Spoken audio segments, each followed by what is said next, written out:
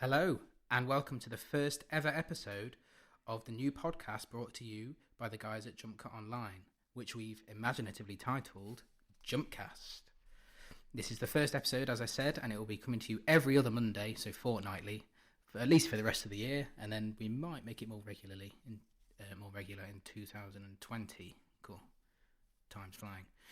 I'm joined tonight by two of the other main hosts that will be here every other fortnight in the form of Sarah. Hello. And Dave. Hiya. And the three of us are joined tonight by a very special guest in Mr. Jakob Barnes himself. Hello. Pleasure to be here. That's all right. Well, we're almost happy to have you here. So, yeah, this is the first episode where we're going to discuss all things film, which is what you have followed us to do, really. That's what we do best. So I thought we'd start tonight's episode with talking a bit about what's been happening in the film world in recent days. So the first topic of conversation I thought we could bring up would be the news that Ben Wheatley has been announced as the director of the Tomb Raider sequel. There's no other casting news has been announced as of yet, and it's been penciled in for a spring release in 2021. So, what do we think a Ben Wheatley Tomb Raider film looks like? I'll open the floor up to you, Dave. What do you think a Ben Wheatley Tomb Raider film looks like? Yeah, I don't know what it's going to look like. It's going to be pretty crazy. Quite excited. It's not something I thought I'd see, to be honest. No. But I did listen to him to a podcast recently. I think it was the Jonathan Ross one, and he was talking about how he wants to have like a different try on different genres. So I'm not massively surprised, but yeah, I can't wait actually because I quite enjoyed the first one. I think my point of view is that the first one I don't know what you guys think, but I personally really liked the first one. Are we all in agreement on that, or some of us? Yeah, I quite liked it. It definitely has potential to go further. Sarah, what did you think? I've not actually seen the first Tomb Raider film yet, which is Sacrilege. terrible, I know. I know, sorry Says guys, Nick. I'm letting this guy down. It says Nick, who's seen no Yes. films. But I have seen Tomb Raider, and that's what's important. Oh, God. Have you seen the old Tomb Raiders? I've seen at least one of them. What's the one where they end up in a cave and there's like a turning thing? That could be. I think that could be either of them. Tomb Raider film or All game of them. ever made. I think it was something to do with like I can't remember. Some kind. No, I'm just going to shut up. The one with Daniel Craig in. That's the one I've seen. Oh, that's the first one. Yeah, that's the one I've seen. Yeah. But no, I really enjoyed this. But I think one of the things that a lot of people have said about it is they thought they might have played it a bit too safe. Is that fair? The first one. Yeah. Yeah, but they didn't really do much Tomb Raider in raiding. No, I can't even say Tomb that word. Raiding. In it. No. Tomb Raiding in Tomb Raider. But I haven't played the game it was more based on, so I'm not quite sure the angle they're going for. But you know, it had what's his name as the bad guy, and I was fully Walton, into that. Mr. Goggins. Oh, yeah, Walton Goggins, and him as a bad guy, I'm always on board. Yeah, for. I think one of the main criticisms I've seen a lot of people saying was that they did think they played it a bit safe, and like you said, it was a bit. It was very generic. Yeah, very for that sort of kind of generic film. action film. But I think Yeah, she wasn't really Lara Croft yet, so no, that is true. It was kind of like an origin story, wasn't it? But I think with yes. with Mr. Wheatley at the helm, I think we could be seeing a very different beast. I think. I love the news. I'm very excited for that. Yeah, his back catalogue is quite. I mean, different, yeah. If you look at so, what he's done, if you look at stuff like Free Fire, and then you go back as far as, and then High Rise, Sightseers. and then Kill List, even to go Kill List as well. He's got lots of different stuff to draw on to bring to this. I'm very curious to see what kind of tone it's going to be. I think I'm completely speculating here, but I think I imagine Ben Wheatley is the kind of guy that will really delve into the the lore of it all. So all the sort of Tomb Raider super fans will be who were desperate to see that kind of stuff in the first film, and it didn't kind of materialize. They'll be up for that because I imagine he's the kind of guy he'll sort of chuck himself in, and I think he'll throw a lot of stuff at the wall, and some of it will stick, and some of it might not. But I think we saw with like Free Fire especially as well. You've seen he's got the kind of action side of things. Oh, absolutely. Yeah. I love Free Fire. Yeah, such a good and the comedy as well. Yeah. Which would be a nice addition to it as well. It'd be interesting to see if he gets any people that he's worked with before, and we could do some dream casting. I'd love to see Brie Larson alongside Alicia Vikander. Brie's the bad guy. Vikander's back, isn't she? Yes, yeah. Well, I don't think that's been 100% confirmed. I think we were just assuming. Yeah, but yeah, I assume. It's got to be. Otherwise, I'm out. Yeah. I'll do a quick 180 on that one. Yeah. So all in general agreement that we're quite excited about that then. Yeah, because it's such a left turn. It is. Yeah. Not stuff like that doesn't really come out very often. That makes everyone We're surprised. all getting excited about this. Has he signed on the dotted line? I think it's pretty much official. Yeah. Because it's quite often that we've seen it. IMDb, it says announced. That's official, isn't it? I mean, we see it all the time with you see what's happened with Flash over the last 5 years, and it's gone through about 8 different directors. So, yeah, and The Crow, stuff like that. Yes, we've just been informed by official Twitter, by official Tomb Raider Twitter, that I'll read the announcement out. We are thrilled to confirm recent news that new Tomb Raider film starring Alicia Vikander, so she's confirmed, and directed by Ben Wheatley is on the way. Stay tuned for more news in the future, and that was about 2 hours ago, so hot off the press. Thank you for that, Sam. Oh, wow. Who's on hand? Is this going to be his biggest budget film? As in, is this going to be the one he's... I would imagine so, because it's his first sort of franchise film, isn't it? A lot of his other stuff, especially if you go back as far as like Kill List, it's sort of really low level indie budget sort of stuff. I mean, stuff like High Rise, that must have had a decent budget behind it and stuff like that. But no, I imagine this is... I mean, I don't know what the first one made at the box office, but it would have been hundreds of millions, I assume. So it must have done okay to get greenlit a sequel. Yeah, absolutely. Well, they ended it ready for a sequel as well, didn't they? Yeah, the ending was literally very much so. Well, I can't remember exactly how it ended, but it was screaming out for a sequel. Didn't it happen? And didn't it end with her going to the gun shop and Nick Frost was there? Yeah. And he was like, "I'll take 2." Excellent. That bit was in the trailer. But yeah, so that is the news that Ben Wheatley is signing on, or has signed on, hot off the press 2 hours ago, to direct the Tomb Raider sequel. Lukewarm off the press. Yeah, so he's signed on to do a Tomb Raider sequel, which will be hitting the cinemas at some point in the first half of 2021. Murray, one small thing. Yeah. When you bring me out, can you introduce me as Joker?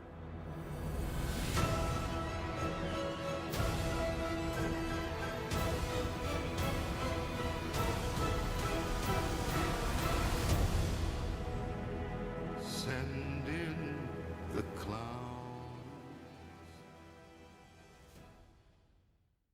Second piece of news I thought we'd discuss was the news that Joker, directed by Todd Phillips, starring Joaquin Phoenix, has been awarded the Golden Lion Award at the Venice Film Festival this year, which, I mean, I am pretty uneducated, but I assume that means that it was essentially best film. Is that correct? It's pretty good. It's like, I think it's I don't know much about film festival awards. Is it the equivalent of the Palme d'Or at Cannes or whatever? Yeah, it seems pretty legit. So, well, it's I mean, past winners are Roma and The Shape of Water. So I think it's in good company then.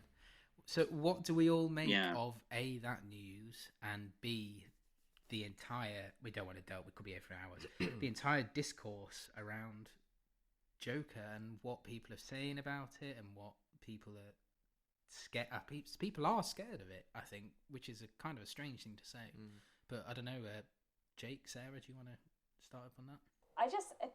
It sort of dawned on me earlier how crazy it is that a Todd Phillips film is getting this much hype and stuff behind it. The director of The Hangover 1, 2 and 3 and is now suddenly in conversation or, winning the Golden Lion at Venice and possibly in conversation to win Oscars and stuff like that. And it's just, what a crazy world we live in. But I'm very excited for Joker. It comes out really soon as well, which is kind of passed me by. But 4th, I think. So yeah, I'm ready for it. I love Joaquin Phoenix, and I think it looks very different. I am 100% sick of all the discourse around it already, but I am also 100% gonna hyped get for this film. So it is only going to get worse, isn't it? And I don't know. I in reading so much about it, I've kind of, it's made me just want to see it more, because I'm like, it's got people talking like this, so surely that can only be a good thing. And I was worried for a little while because people were talking about how the script apparently looked terrible, and it was all this sort of weird kind of stuff before it started showing at the film festivals, where people were saying it's not going to be any good. So I've gone on a bit of a roller coaster with this, but now I am like all steam ahead. I'm locked in. What about the clowns, I'm gonna Sarah? forget I've got a clown. Well, I was just going to say, I'm going to forget I've got a clown phobia and be like, it's fine, it's Joaquin Phoenix, he's not that scary. I suppose, and just try and how far does the clown phobia go? Is like the Joker in The Dark Knight, is that doable? Or did you Suicide Squad and that?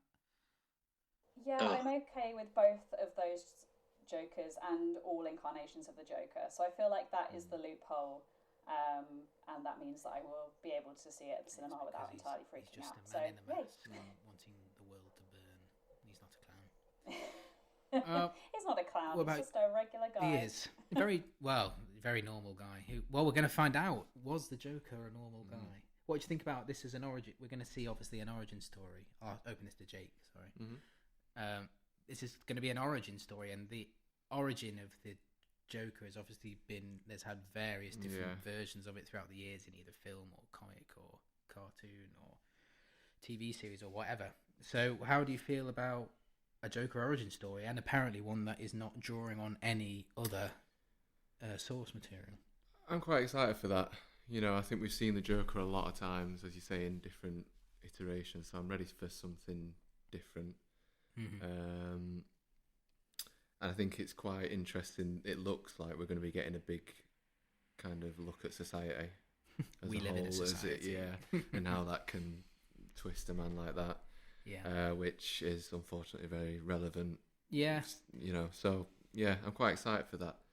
And Todd Phillips wouldn't be the person that I'd expect to do it. No, not at all. But I'm quite happy that he's reinvented himself and getting this kind of praise. I think that's a really good thing. I think a marker of how good it could be is that I've read in various articles that he spent over a year going to Warner Brothers and say with his script and with his idea and of this, and being like, let me make this film. And eventually Warner Bros. have signed off on it. And apparently, from the Venice reactions, it is gnarly. It is pretty disgusting at points, but plus a lot of other thesaurus words that we could use.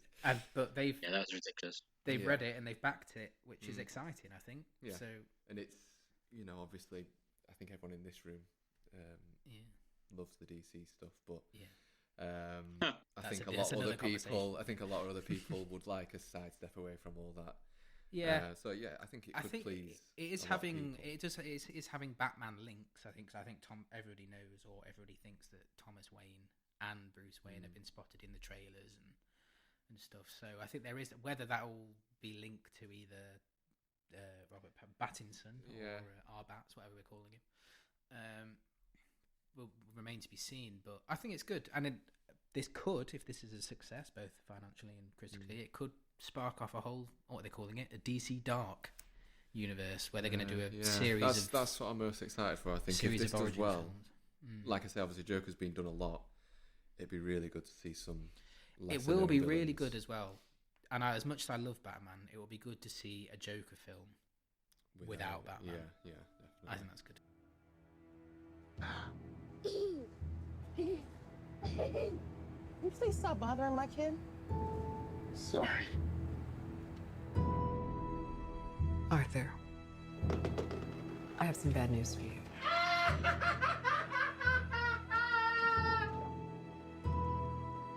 This is the last time we'll be meeting. You don't listen, do you? You just ask the same questions every week. How's your job? Are you having any negative thoughts? So having Jacob and Nick on the first episode, thought it would be great to hear from you guys about the JumpCut journey so far. It seems, particularly in the last year, that things have really gone a bit nuts for all of us. So you guys are here to take us back to where it started, and tell us about the origins of JumpCut and the journey to where we are now. So over to you guys. I'll let you go, Jake, because it was your idea. But... So me and Nick went to university together. And obviously when you're at university, you have a lot of spare time on your hands, you don't do much. So we watched a lot of films together and realised that we're both really very passionate about films. So yeah, just basically one day I wanted to write about films a little bit, or just do something to kind of release that passion for film into something. Decided to write a few reviews when I'd been to the cinemas. And then I just went to you one day, should we put this on the internet? Should we let other people read our ramblings? And what was the first review you put up? Or like, I think it was. Can you remember? X-Men. It was. Yeah, I was going to say it was X-Men a Days superhero of film at Future some Past. point. Oh, so was it a positive one then? Not particularly. It was all right. I think it was like a 6 out of 10. Something. We did like a that weird. at I that can't time. remember. I think we did a weird scoring system at that time. We were doing. Yeah, we used to be very decimal points and all specific. sorts, I was very specific and obsessive over the scores. I wanted to be very precise with that. So I think it probably got something like a 6.3. Very specific. Yeah. Wow. But that was the first one. But then I don't know about Jacob, but for myself personally, when I was younger, I was never like crazy on films. Like, obviously, I watched films when I was younger, but it was only when I went to university. We both studied English literature together, and when we realised just how powerful film can be at that point, because we were studying in the English literature course we both did at Sheffield, there was a lot of film modules, and my personal tutor was a film module. Shout out to Dave Forrest if he's listening. Yeah, he will be. And we both, I think, well, myself personally, I just realised sort of how powerful and how much of an effect films can have, not just on individuals, but in whole terms of sort of social movements, culture and everything. It literally took about, I think, 1 minute of my first film module to realise that I took the wrong course and wanted to just do everything on film, basically. So yeah, it kind of went from there, and then so we were at university. It was just the two of us. I remember we were working up in Jacob's room. Was it School Road? It was, School Road. Yeah.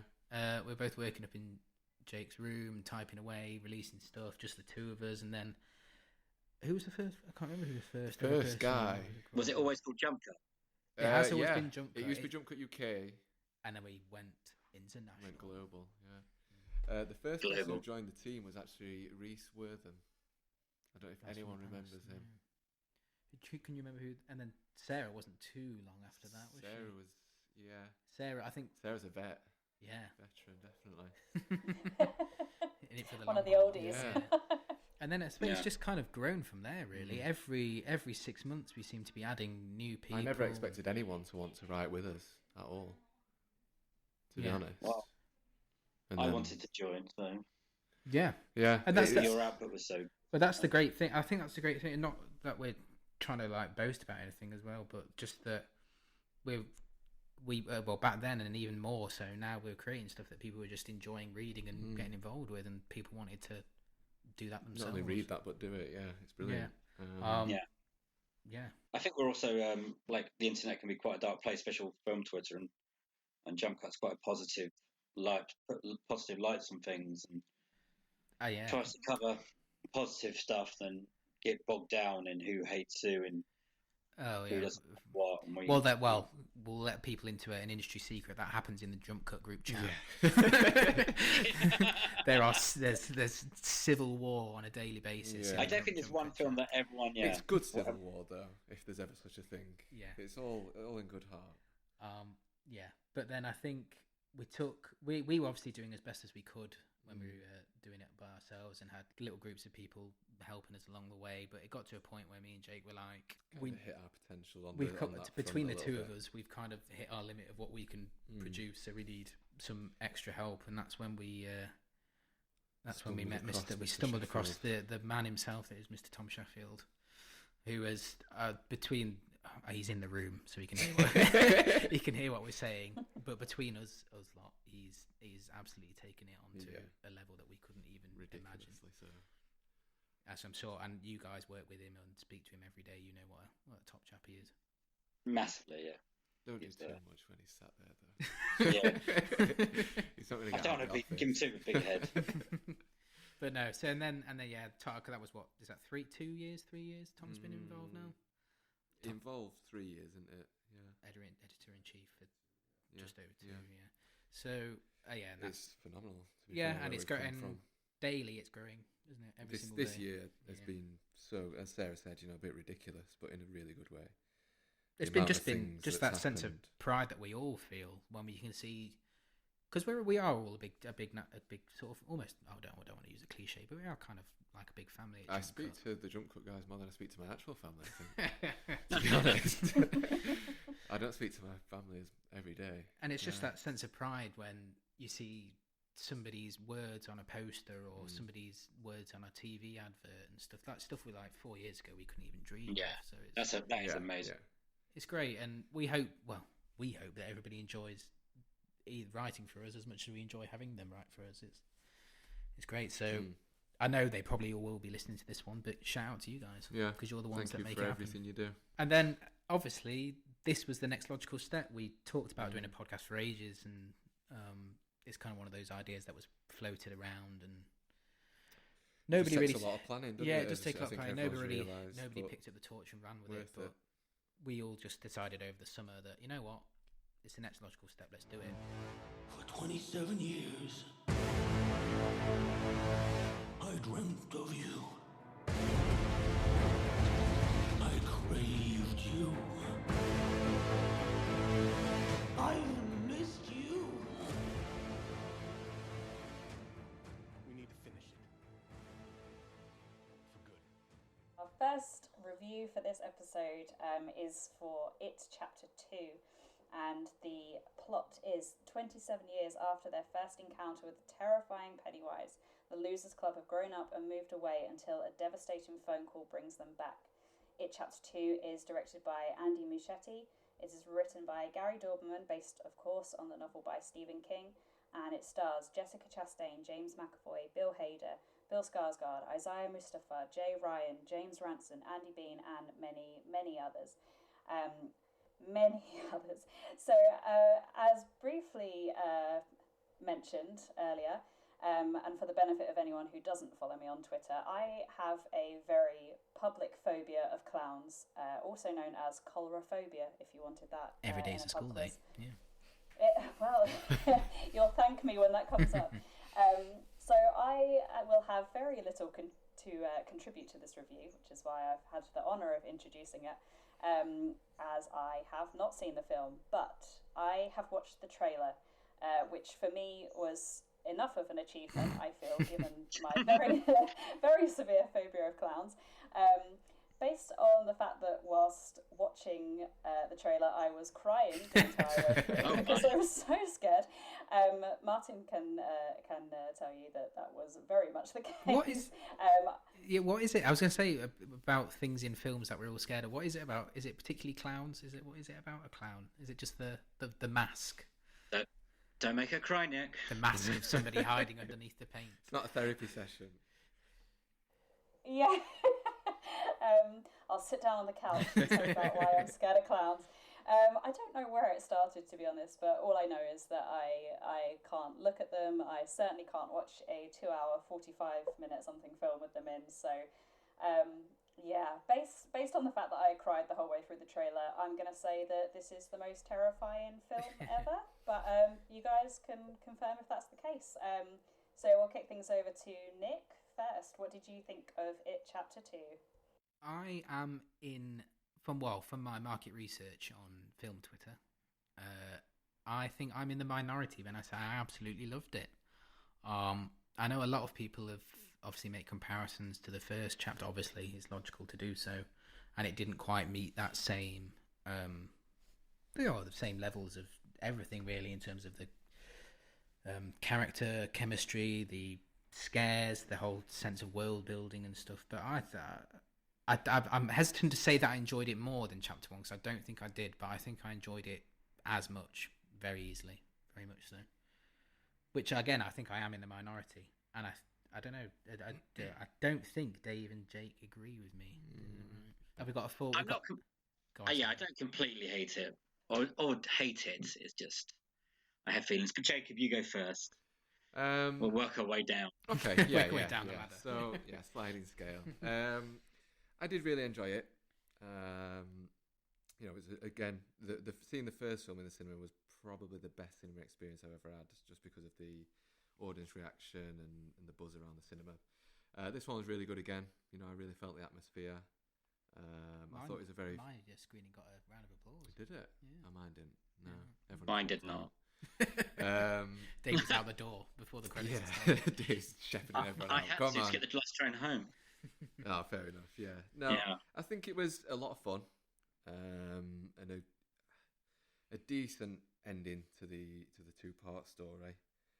But I think it, as Nick said, obviously I've got to compare it to the first one, which I absolutely adore, and I don't think it hit those heights in a lot of areas.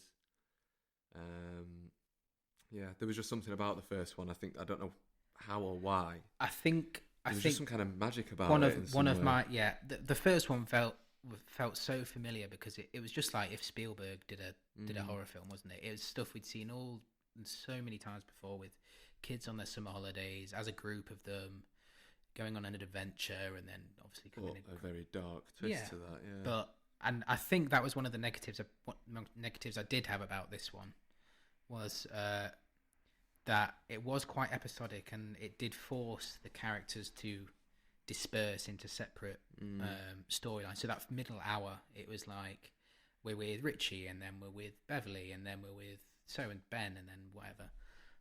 And I feel like these films are at their best when the characters are all together in a group, because they're the losers club, aren't they?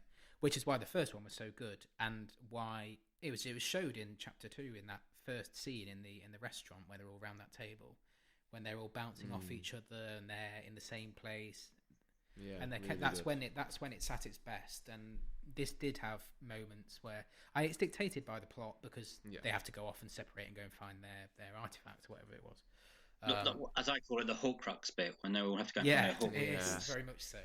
Yeah, kind of dictated by the plot, but it is at its best. It's just not scary.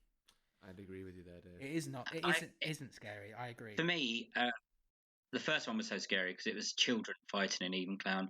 When it's adults fighting, I just didn't feel the tension. I wasn't really in any big concern that they weren't going to make it all out, to be honest. I do have a massive problem with the runtime. It's far too long for me. The pacing was all over the place. Have you guys read the book? No. We haven't. No, I've got it. It's acting as a doorstop.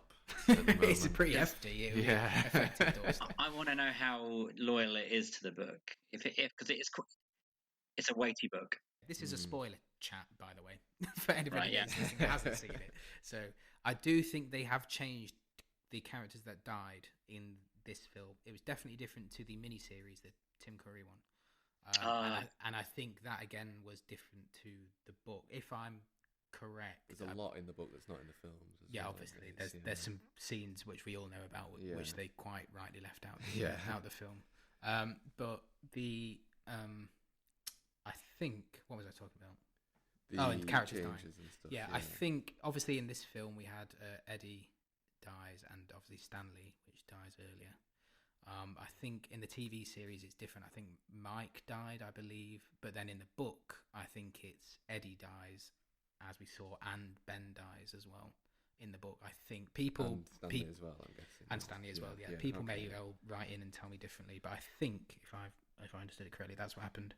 But I understand what they were doing with Eddie, and the way they approached that. The one thing that annoyed me about Eddie and his demise was his final line to Richie. And again, I know what they were going for. They had this whole banterous relationship all the way through for 30 years, and where they all... Which was a good thing about the film. Yeah, absolutely. But that last line of we're gonna swear in the first episode. What a start! No, I think we definitely should.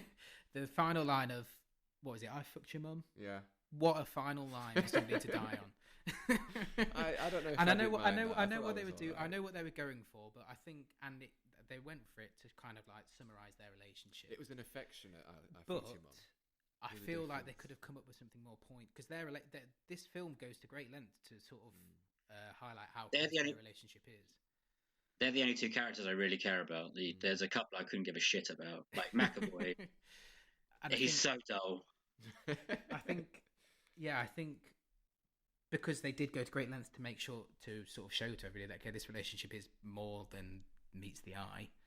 I think they could have come up with something equally as funny and relevant, but more poignant as well. So that did annoy me slightly, but it's good that you mentioned Eddie and Richie there because how good are I can join in now. That's great casting. That was. I think. Well, I was saying to Jake earlier, they need to open up an Academy Award for best casting. They need to give it to Barbara Machete, and then they need to shut it down because there will never be a film that casts people. If you'd have told me that James Ranson and Bill Hader were the dads of Finn Wolfhard and Jack Grazer, or they were Finn Wolfhard and Jack Grazer in 30 years' time, and Warner Brothers had found a time machine and transported them back, I would have believed you. Yeah, they were so convincing. I think those two, along with Bill Skarsgård, obviously, are probably the stars. I think I'd suggest. Yeah, we were saying earlier, Jessica Chastain was possibly the least convincing. It's nothing against her performance. I don't think her performance was bad in any way at all. I thought she dealt with the material she had really well. I just didn't believe that version of Beverly that we were seeing in Chapter 2 was the same character that we saw in Chapter 1. Is that fair? Yeah. I get where you're going with that. There's no slight on Chastain at all. I think she's a great actress, and by no means was she bad in this, but that was the only character that I mean, to be fair to it, the Beverly that we see in the first one is a bit of like a free spirit. Yeah. And obviously she's had 27 years of... Yeah.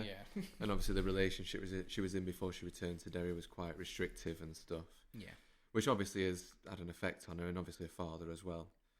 I think I'm just a bit mad it wasn't Amy Adams. Yeah, it should have been Amy Adams. But no, yeah, like you say, I think obviously the guys that we talked about, Bill Hader and James Ranson, were really, really good, and it just kind of highlighted that Jessica Chastain, and I think I'd agree with you, James McAvoy as well, was, they were good, but they weren't that they were kind at the of bottom standard. of the pile. I think James McAvoy's character, I think the character of Bill, he's kind of sort of a mellow, sort of moody kind of guy. He's a very generic character, I guess, as well, in a sense.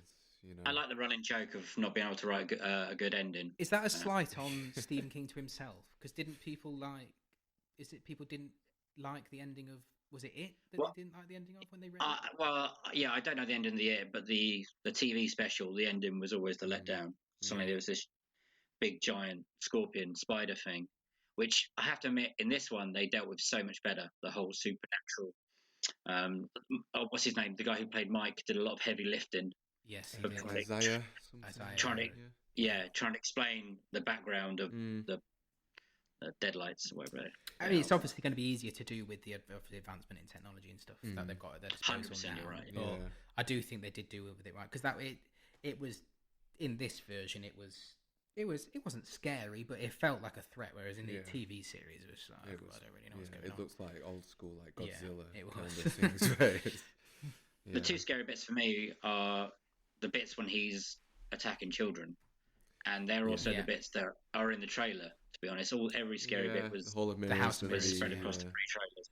Yeah, and the old woman, which was also a good scene. I'm glad that they saved the old woman's actual final form. Yeah, they didn't show that in the trailer, because then when that happened in the film, I was like, okay, that's different to what I was expecting.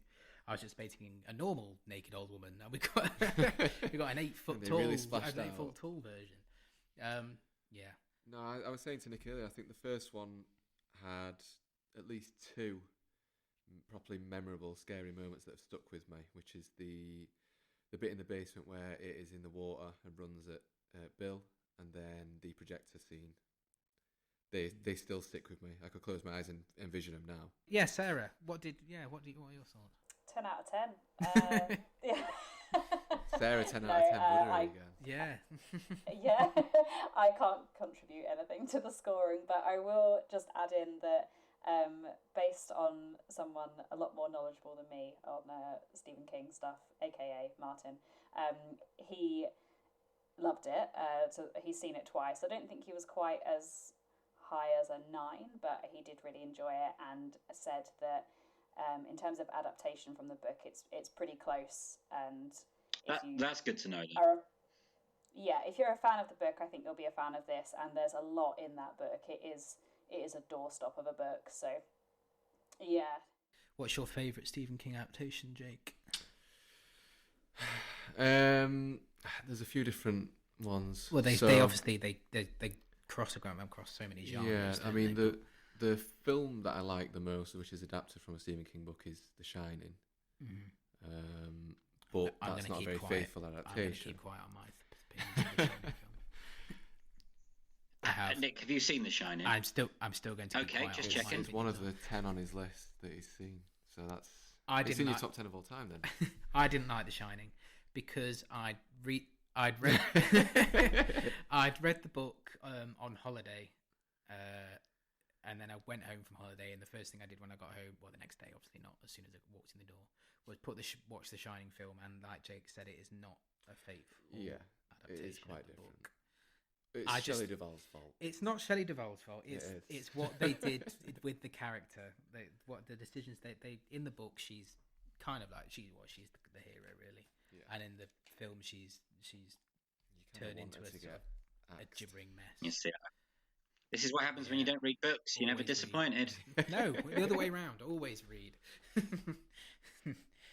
So yeah, for me, I think this probably comes up pretty close to the top. Both of these. Yeah. Shawshank, obviously. Green Mile. Amazing. Green Mile. Shawshank is top 5, top 6 of all time for me. I think, to be specific. I think I'd put if you're taking these two as a combined, I think I'd probably put them at number 2 behind Green Mile for me. Green Mile's amazing, and it's then so these, and then Shawshank at 3 for me personally. Sarah. My number 1 is The Shining. Sorry. As someone who doesn't really watch horror that much, it's one of my favourite films. It's in my. It's a good level of horror. The Shining, somewhere. I find. Yeah, I don't find it. It's just that sense of dread rather than tons of jump scares, which is what I'm not good with. So, and obviously it's directed by Stanley Kubrick. So I think I'm on exactly the same page as you, Sarah. Yeah, and I am a big fan of one that I only saw this year or last year even is Misery. Mm-hmm. I really like that film a lot, and Stand By Me as well. Yeah, love Christine, Stand By Me. I've got a lot of love for. So there's so many good ones, and I'm just flicking through a list on Letterboxd now of adaptations, and there's so many. Stephen King must be absolutely rolling in it. Just in terms of book sales, and then you've got all these film adaptations on top. He must be ridiculous. It's a surprise he needs to do acting, isn't that right?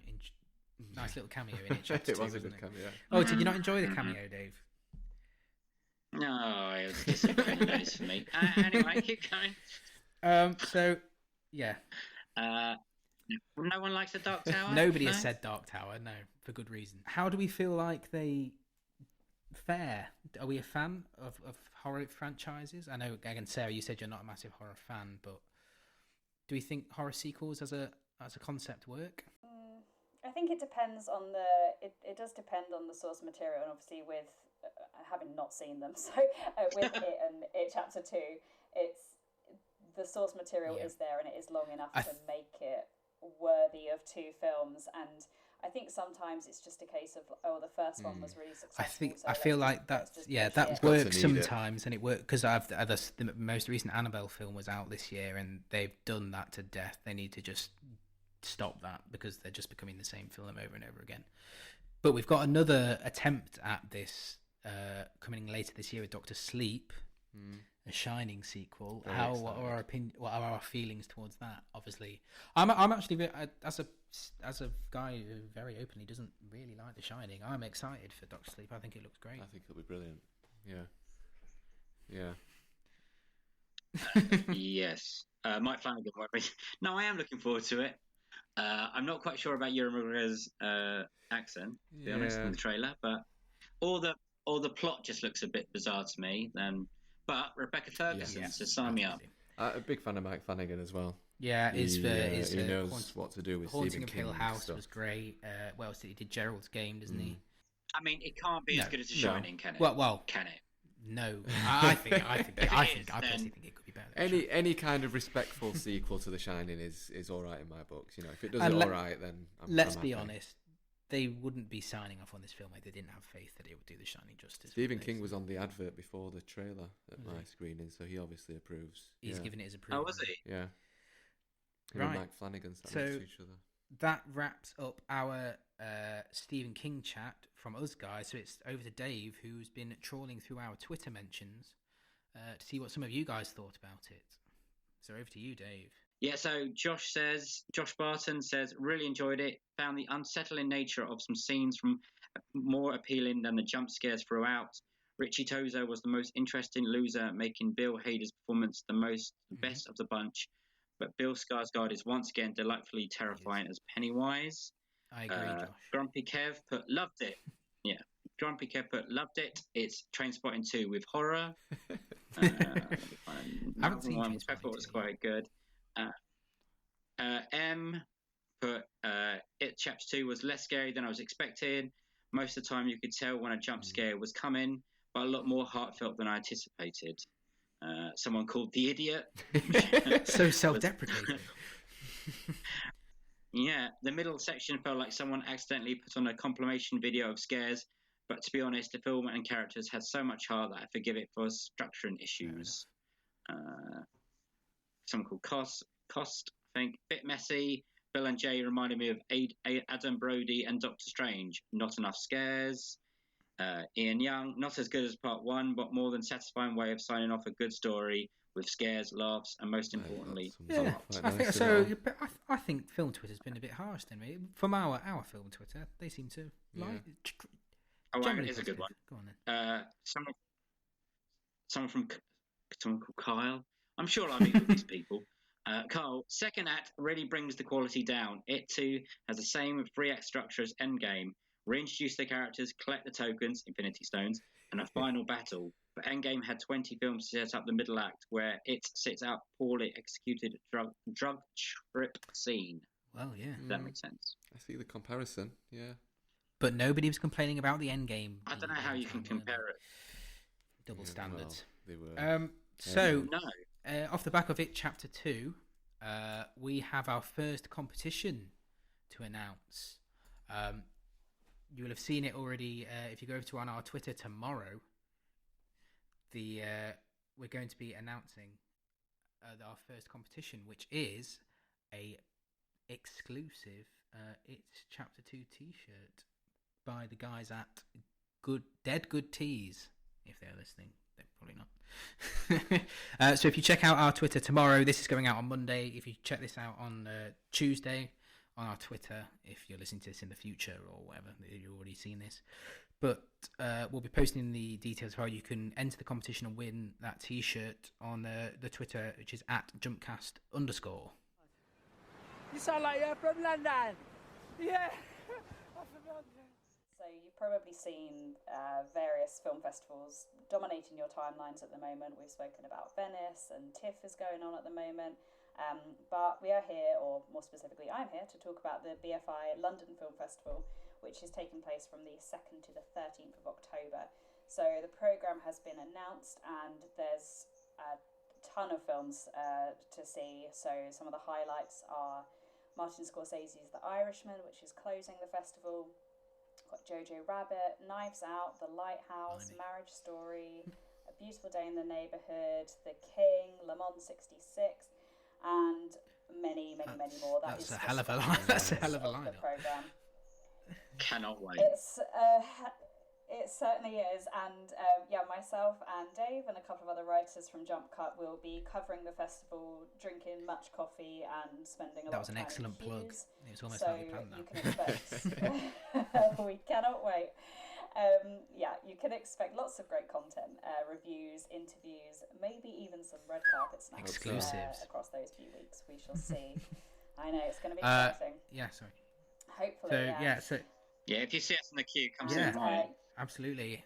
Any of the JumpCut people that were there. We'll be the ones looking severely undercaffeinated. That's the only way to do a film festival, isn't it? I've never been to one myself, but I've heard that's the way it's got to be. It's part of the fun. Pretty much. No sleep and lots of coffee is the way to survive a film festival. But ahead of the festival, we'll be giving you some of our picks and highlights from the programme. And I think if you head to JumpCut Online right now, you can find a post that I wrote highlighting some of the hidden gems from the back pages of my very well thumbed through programme. Excellent. And just very quickly, before we wrap things up, Dave, you are going to be there as well, which I mentioned. So which film or films are you most looking forward to? I think obviously Jojo Rabbit, The Irishman, you already said. Knives Out, I'm really excited about because the hype that's coming out of TIFF right now. I've seen Peanut Butter Falcon, which is great. You should definitely go check that out. I will know what is it? Official Secrets is like tomorrow. And I don't know really. I'm just excited to not know a lot to go in, if that makes sense. I'm not really trying to plan it as much as last year because queuing has just nearly killed me. But I'm going to see The Aeronauts. I'm excited by that. I'm not. Yeah. That sounds like my worst nightmare. Don't start Jake off on Eddie Redmayne. We'll be here all night. That's the guy. Or Feisty Jones. Not a big fan. No. This is not the film for you, then. I don't want to see them frolicking around in the sky. So, on that note, we'll wrap things up of the first ever episode of JumpCast. It's flown by. Yeah. So, as we said, this is going out fortnightly, so the next time you'll hear from us will be in 2 weeks' time. Sarah is going to be heading up that episode she'll be being joined by Sam Comrie himself, as well as, Nick Staniforth as well, I think will be joining Sarah, the big Stan. So, all that leaves us left to say is a goodbye from Jacob. Goodbye. A goodbye from Sarah. A goodbye. A goodbye from Dave. Witty goodbye. And goodbye from me. Enjoy the rest of your film antics for the rest of the week, whatever you get up to and whatever you go to see, and we'll see you next time.